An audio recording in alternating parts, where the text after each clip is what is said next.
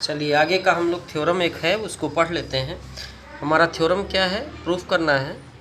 If f z is an analytic function with constant real part. एक function है जो कि एनालिटिक है और उसका रियल पार्ट कांस्टेंट है, तो हमको प्रूफ करना है कि वो फंक्शन भी हमारा कांस्टेंट होगा। ध्यानपूर्वक, एक फंक्शन है जिसका रियल पार्ट कांस्टेंट है तो वह फंक्शन भी कांस्टेंट होगा। तो हम लोग इसको करते हैं, let W is equal to f z is क्या मान लेते हैं, एनालिटिक फंक्शन। ठीक है, एनालिटिक फंक्शन हम लोग मान लेते हैं। अच्छा भाई, जब W बराबर एफ जेड बराबर यू प्लस आई वी होता है वैसे, तो u plus i v is analytic function, ये हम लोगों ने मान लिया। और साथ में दिया है गिवन दैट, हमको दिया है कि इसका रियल पार्ट कांस्टेंट है। तो रियल पार्ट क्या होता है, यू बराबर कांस्टेंट दिया गया है। ठीक है, इसको हमने 1 मान लिया। डिफ्रेंशिएट कर देते हैं 1 को partially with respect to X comma Y. तो del you by del X आपको क्या मिल जाएगा, 0 हो जाएगा।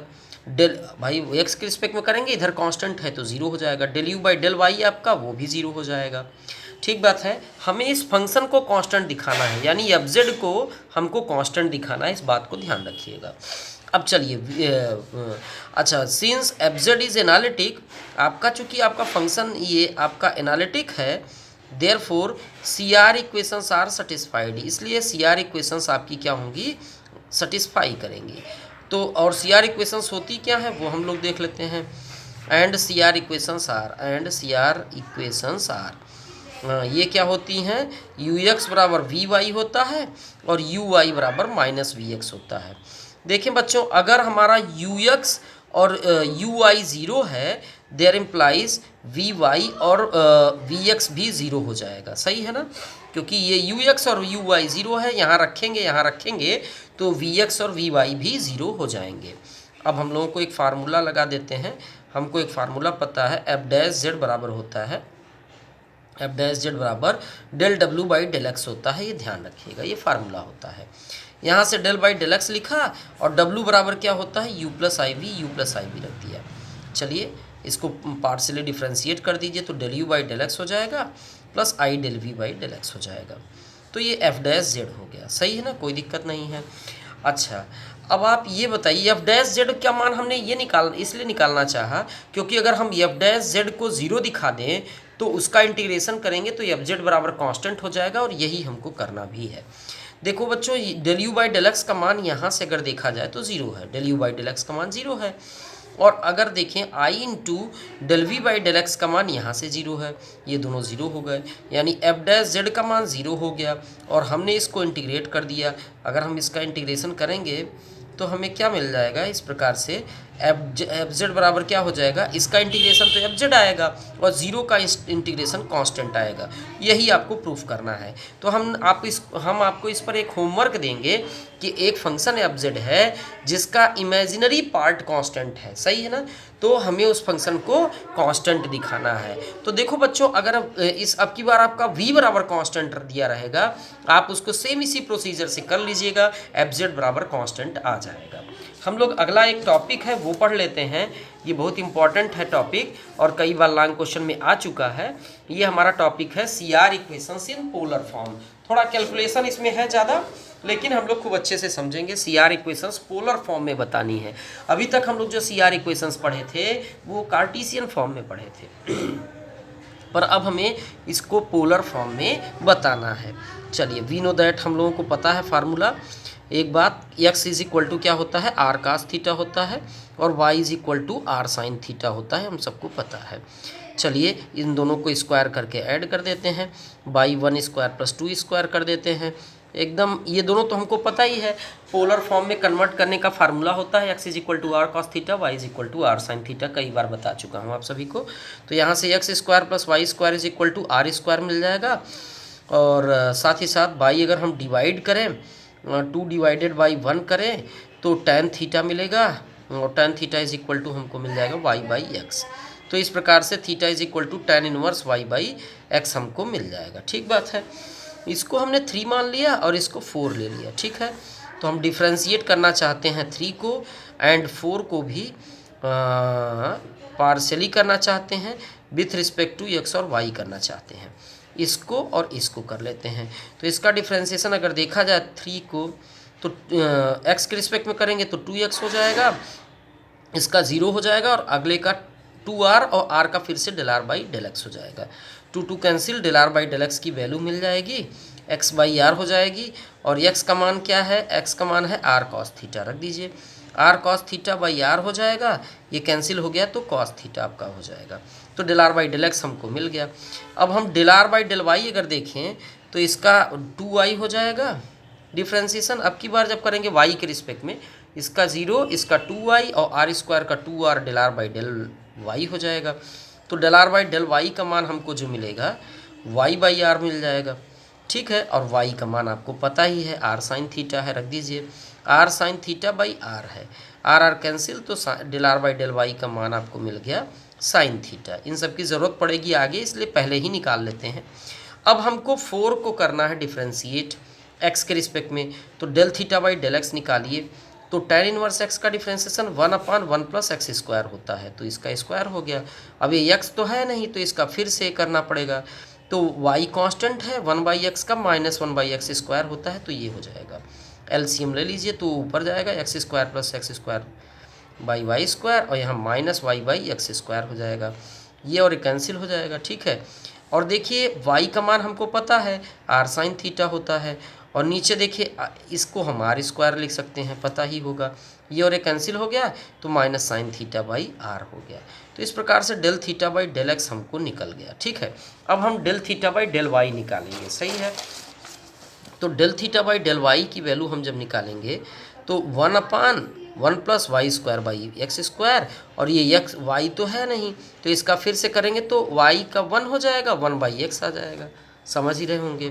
तो एलसीएम आपका ये ले लिया जाए तो ऊपर ये X square plus Y square into 1/x, X cancel, तो X upon X square plus Y square. अब x के बारे में आपको जानकारी है, x is equal to are cos theta होता है, और ये आपका आर स्क्वायर हो गया, कट गया आपका, तो कॉस थीटा बाई आर हो गया, सही है। ये del theta by del y हो गया। इन सब की आवश्यकता हम लोगों को पड़ेगी भी। अब देखिए वी नो दैट, अब हम लोग आते हैं सी आर इक्वेशंस होती क्या है। तो we know that C R equations जो होती हैं वो हम सभी को पता है, यू एक्स बराबर वी वाई होता है एंड यू वाई बराबर माइनस वी एक्स होता है, ये सभी को पता है। तो हम सब लोग निकाल देते हैं, पहले del you by del x की वैल्यू निकाल लेते हैं। 4 चीज़ों की आवश्यकता है, del you by del x, del we by del y, del you by del x, del you by del y, del we by del x, del we by del y, 4 चीज़ों की आवश्यकता है। इसको पोलर फॉर्म में निकाल लेते हैं।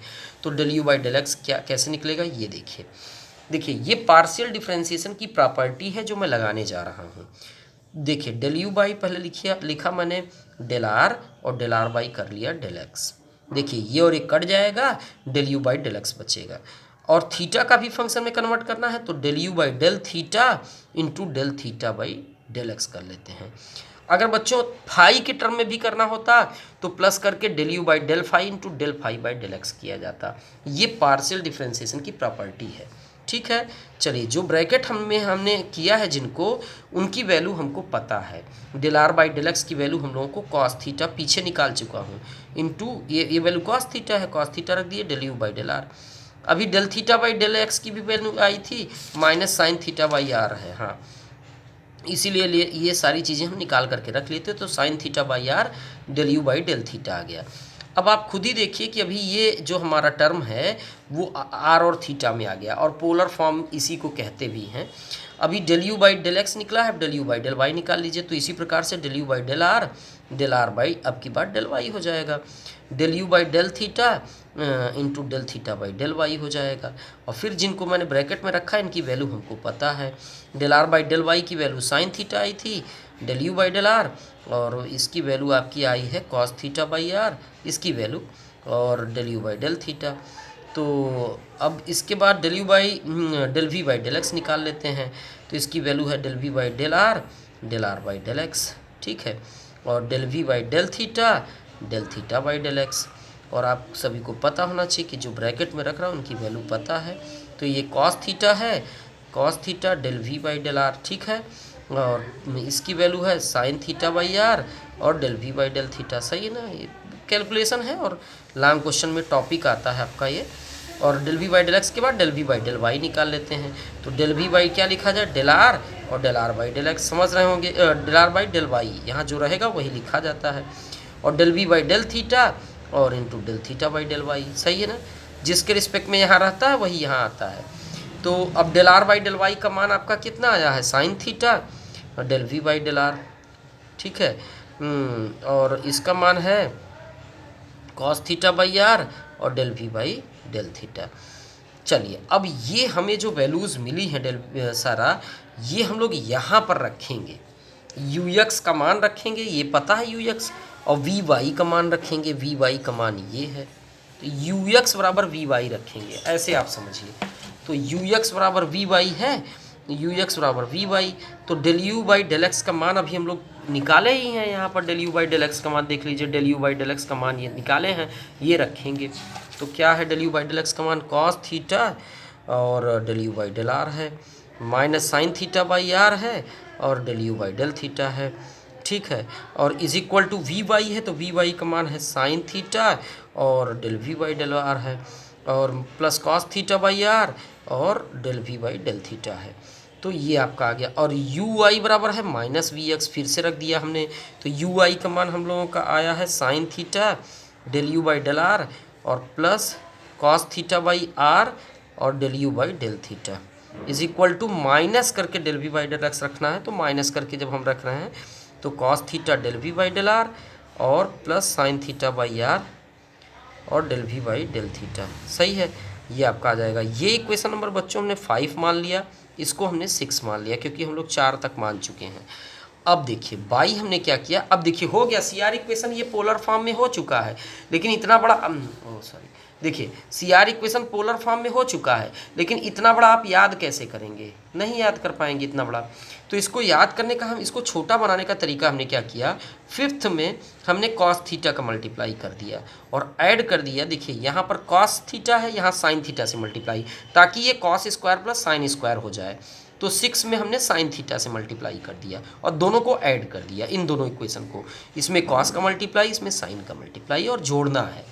तो इसमें कॉस स्क्वायर प्लस साइन, देखिए cos square theta plus sign square theta, ये टर्म आपका कॉमन है, तो आपका आ जाएगा कॉस स्क्वायर थीटा प्लस यहाँ पर साइन स्क्वायर थीटा, और आपका टर्म आपका कॉमन ही है, del you by del r common है।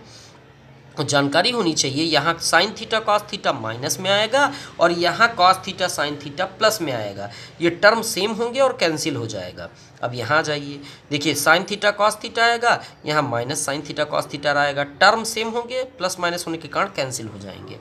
राइट हैंड साइड में कॉस का मल्टीप्लाई है, तो कॉस स्क्वायर थीटा प्लस उसी प्रकार से यहाँ साइन स्क्वायर थीटा और बाई आर, देखिए बाई आर रहेगा ही, बाई आर रहेगा, और del we by del theta आपका कॉमन है।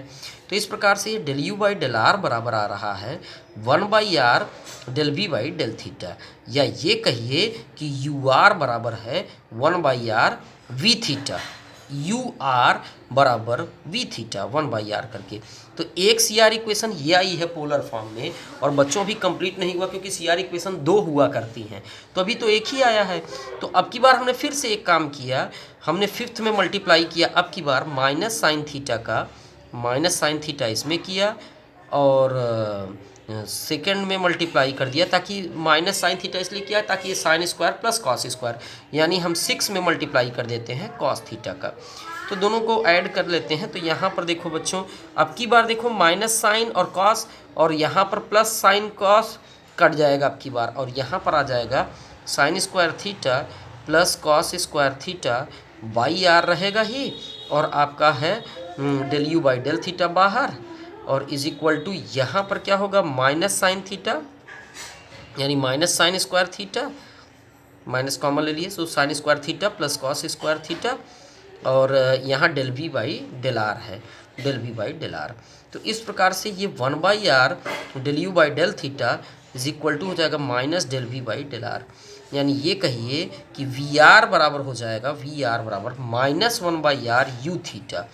तो बच्चों ये है, ये जो हमने बनाए हैं, these are the C R equations in polar form, these are जो है are the C R equations equations in polar form. सही है ना। तो इसको बिल्कुल आप ध्यान रखिएगा, ये फार्मूला भी है और टॉपिक भी आता है प्रूफ करने।